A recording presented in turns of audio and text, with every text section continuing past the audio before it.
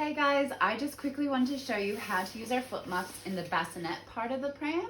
So our foot muffs fit newborns all the way up to about 2.5 to 3 years old, the one size, and they work with all prams, even the bassinet part of your pram.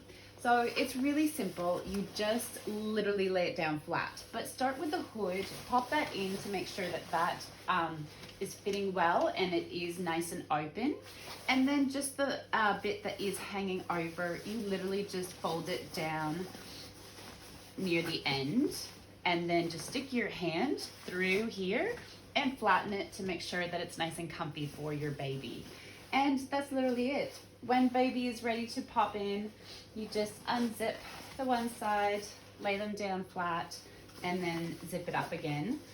And they're really nice and squishy, so you can squish it to make sure that it is suited to your baby and to your pram.